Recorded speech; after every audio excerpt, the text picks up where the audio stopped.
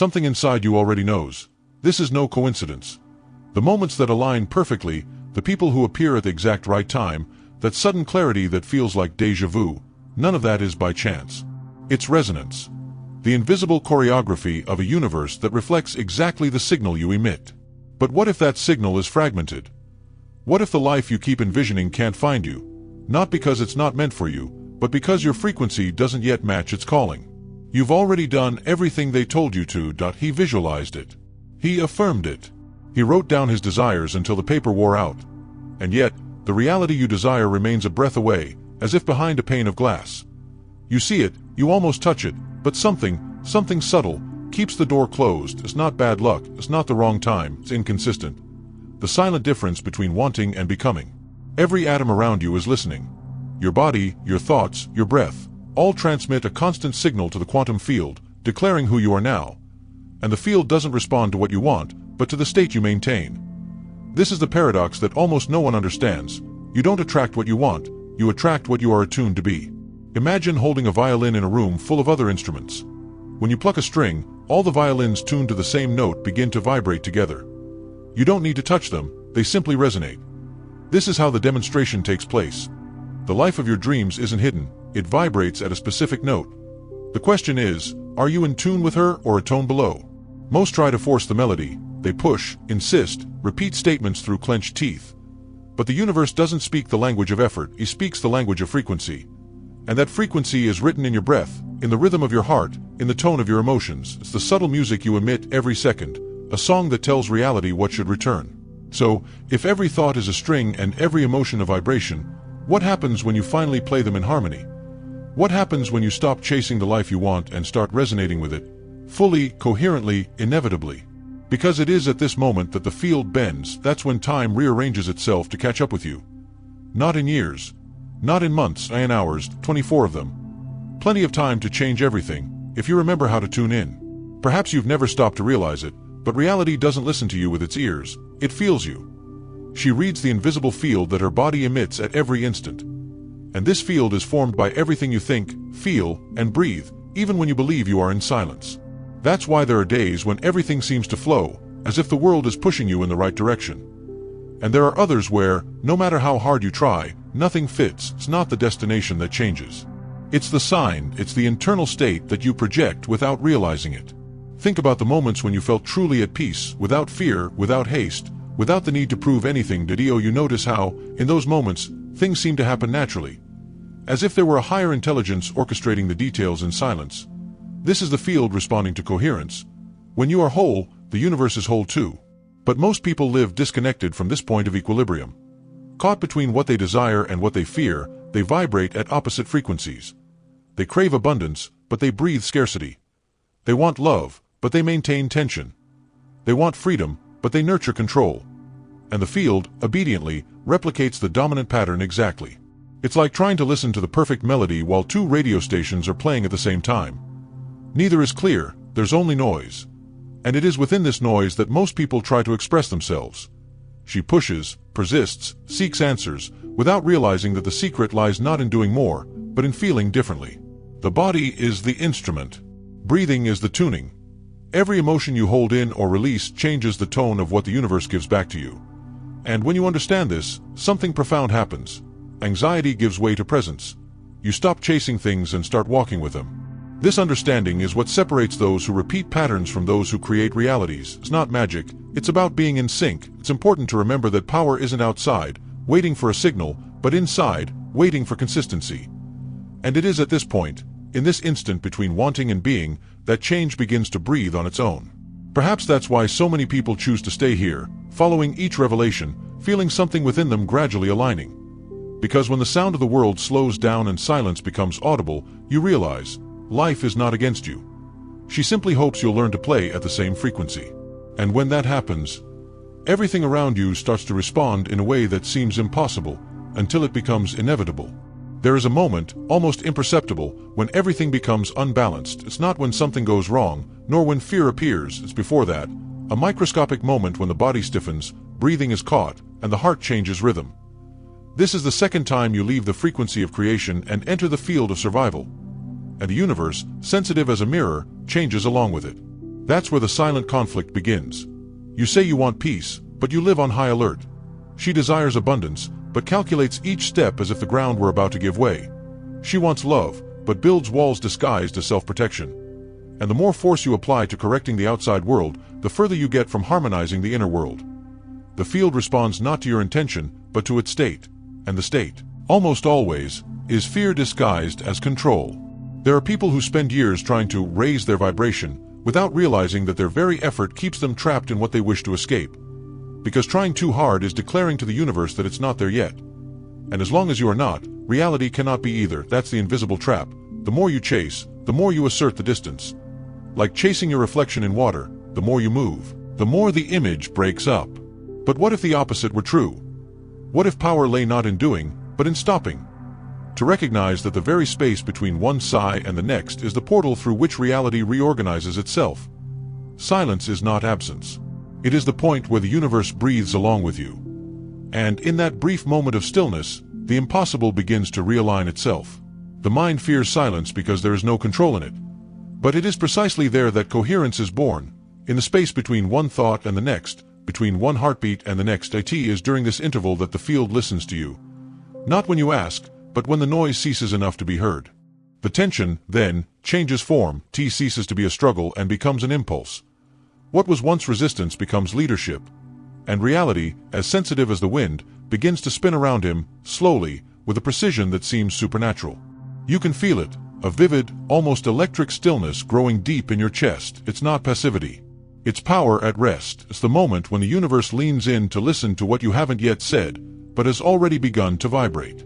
And when this mutual listening happens, something ancient awakens. Something that was always there, waiting for the right moment to remind us. You never needed to move mountains to create. All it took was learning to be the fixed point around which they move. There comes a moment when the body seems to finally understand what the mind had resisted accepting. You feel the weight of past attempts beginning to dissolve, like a tide slowly receding. There is no more struggle, only a silent presence that expands within the chest. It's strange, because nothing happens in the usual sense. The world remains the same room, the same clock, the same noises outside. But something subtle changes. The air seems more alive, time slows down, and the simple act of breathing transforms into a gesture of power. It is at this point that you realize that stillness is not inertia, but a form of listening. It's as if the entire universe is waiting for the moment you stop shouting and finally whisper something back. The mind craves immediate answers. The field, note, it responds in echoes, in coincidences, in encounters that seem casual but carry millimeter precision. This is how synchronicity is born, not as magic, but as a consequence of harmony. Imagine a leaf falling from a tree. She doesn't choose the path, she simply surrenders to the right wind. And yet, it arrives exactly where it should. That is the wisdom of the countryside. When you stop pushing, it starts steering. It is at this point that many feel the urge to support this journey, leaving a silent sign that the message has touched them. Because, in some way, each word awakens an old memory. That power was never about making things happen, but about allowing them to happen. But allowing doesn't mean giving up. It's an act of courage. It's about trusting in the precision of the invisible. It's about resisting the urge to run and choosing to stay still. Because only those who stay, who endure the emptiness without trying to fill it, discover what silence truly reveals. The paradox is that the more you let go, the more the universe organizes itself. The lighter the delivery, the stronger the response. And when you observe without interfering, the world around you begins to move as if it recognizes your rhythm. Not out of obedience, but out of consistency. It's a state that can't be explained. It's felt. It is the moment when chaos seems to bow in respect. The moment you realize you were always part of the symphony, you were just trying to conduct what you were already playing on your own. And when that realization arrives, it doesn't come with fireworks or promises. It comes like a light, almost imperceptible breath, saying, "Stay here. Something is realigning, and it's closer than you think." Sometimes, the universe tests your commitment. Not with great challenges, but with silences. There are days when nothing seems to respond, when the field is quiet, as if it has forgotten about you. And it is in this interval, where the echo takes longer to return, that many give up. Because human beings fear emptiness more than mistakes. But emptiness is not absence, it is gestation. The field doesn't hurry, it lines up. And while you wait, it rearranges invisible forces, moving pieces you never even imagined existed. It's like looking at the sea during low tide and thinking that life has receded, when in fact it's preparing to return fuller. But the impatient mind interprets the silence as rejection. She wants signs now, results now, certainty now. And that is why so many get lost between desire and doubt. The paradox is that doubt also plays a role. It tests how much you truly believe in what you feel. It's easy to trust when everything flows. True alignment happens when nothing seems to move. Because it is there, in the darkness, that the frequency proves to be stable. Consistency is not the result of faith, it is the test of it. Some say the universe is neutral, but it is not indifferent. It responds to the accuracy of what you vibrate, not to what you say. Therefore, every repressed emotion, every silent fear, every unhealed memory, are active frequencies, shaping what you call destiny. And while you fight against them, they continue to dictate the script. But when you observe them without judgment, something changes. The noise dissipates, and the field, for the first time, understands what you really mean. There is beauty in this process. Because recognizing your own misalignment is the first sign that something within you has already begun to align. It's like lighting a candle in the dark. The light is small, but it already transforms the atmosphere. You can't see the whole path, but you know it's there. And it is at that moment that hope returns, but not as an illusion, as a gentle certainty. She doesn't promise that everything will be easy, but that everything will be precise. And this precision is what makes the journey bearable, even when it seems to stand still. Perhaps this is the secret that few understand. The field responds first in the invisible realm, and only then in the visible one, and if you learn to remain silent, the next movement of the universe will not come as coincidence, but as confirmation. And when it comes, you'll recognize it. Not because I was expecting it, but because I've been feeling it for a long time. I was just learning to listen in the interval between one signal and the next. There comes a point where silence ceases to be absence and becomes a mirror, and in it, everything you avoid looking at begins to emerge. Old fears, broken promises, versions of yourself trapped in the past, all resurface, not to punish, but to be acknowledged. It's as if the universe were saying, before creating the new, look at what still vibrates in the old. And for a moment, this may seem like a step backward. But actually, it's an invitation. The frequency of your dream will not manifest while you still carry the resonance of what you fear. And the field, wise and patient, gives back to you exactly what you put out, not out of cruelty, but out of precision. He never makes mistakes. It merely mirrors what you still hold in silence. And this mirror sometimes shows us more than we would like to see. But that's also where the transformation begins. Imagine yourself standing before a dark lake, and the reflection. The face that returns is not the one you show to the world, but the one the world feels when you arrive. There are no masks there. There is only vibration. And the most curious thing is that when you accept the reflection without running away, it changes. Not because the lake changes, but because you stop resisting what is shown to you. It is at this moment that fear begins to lose its shape. The mind tries to classify, good or bad, gain or loss, light or shadow. But the field doesn't operate on opposites, it harmonizes contrasts. T is in the balance between shadow and light that the frequency stabilizes. That's when you stop trying to eliminate fear and start integrating it as part of the process. Because even fear has a function, to keep you awake, alert, alive. There is a quiet wisdom in realizing that everything that frightens us also protects us. Every discomfort is life's attempt to redirect you back to your center. And perhaps, the waiting itself is a form of love, the universe's way of ensuring that you are truly ready for what you asked for. When this perception sets in, time seems to expand. The lines between right and wrong blur, and a gentler understanding emerges. You don't need to fight against what you feel. You just need to allow each emotion to play its role until it naturally dissolves. And deep down, there's a strange beauty in that. Because it is at this point, between fear and surrender, between what is still lacking and what is already flourishing, that real power begins to move. Not from the outside in, but from the inside out. A held breath, a suspended moment, as if the universe were holding the air, waiting for its next move. When fear dissolves, what emerges is not exactly courage, it's clarity. Suddenly, everything that seemed chaotic begins to reveal a hidden pattern, as if the universe had always worked in your favor, but you had only now tuned your ear to listen. The coincidences are multiplying. People you haven't seen in years reappear with accurate information. Opportunities that seemed distant cross your path in an almost poetic way. And at the same time, tests emerge, subtle, but unmistakable, small invitations. To return to the old pattern. It is in these moments that the field observes. Not to judge you, but to check if the frequency is stable. Because the universe does not respond to fleeting intentions, it responds to a sustained state. And every choice, every reaction, every silence counts. Reality adjusts itself like a liquid mirror, molding itself to the coherence of what you vibrate continuously, not momentarily. It's fascinating and terrifying at the same time. Because when you understand that you're being read all the time, not by what you say, but by what you feel, there's no more room for pretending. Energy doesn't lie, and that changes everything. Even relationships change in texture. You begin to notice who vibrates in harmony and who lives in noise. Some grow closer, others drift apart naturally, without drama, simply due to differences in pace. The field is reorganizing itself, and you along with it. This process may seem lonely, but it is profoundly liberating. It's like crossing an invisible bridge. Each step seems uncertain, but the ground forms exactly where the foot touches. And perhaps that is the true meaning of faith, not believing without seeing, but walking knowing that the invisible responds to movement. Notice how, little by little, even the way you speak changes. The words become calmer, the gestures slower, the thoughts less noisy. The body learns to listen to the field before acting, and this creates a different kind of intelligence, a wisdom that comes from synchronicity, not control. You sense the right moment to speak, to wait, to act, to remain silent, and everything begins to align in an invisible rhythm, which few perceive, but which everyone feels. It's interesting to note how, at this point, many people share what they are feeling, almost like a spontaneous ritual of recognition, as if they wanted to say, I also noticed something changing. And this is how the fields connect, creating a living network of presence, where each reflects the coherence of the other. Perhaps if something inside you has started vibrating differently now, that's the sign. Let that feeling speak. Because when the field touches you, it doesn't ask for proof, only answers. And sometimes, that answer is as simple as admitting, I felt it. And then, something begins to move silently. It's neither an explosion nor a cinematic miracle. It's subtle, almost imperceptible, but you feel it.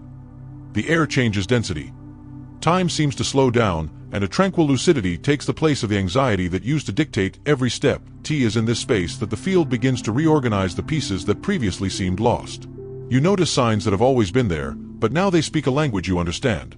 Small gestures, random phrases, unexpected delays, it all starts to form a pattern. It's as if the universe writes in code, and suddenly you've learned to read it. But reading requires commitment. Because the more you try to control the sequence of letters, the more the meaning escapes you. Consistency, after all, cannot be forced. It is allowed.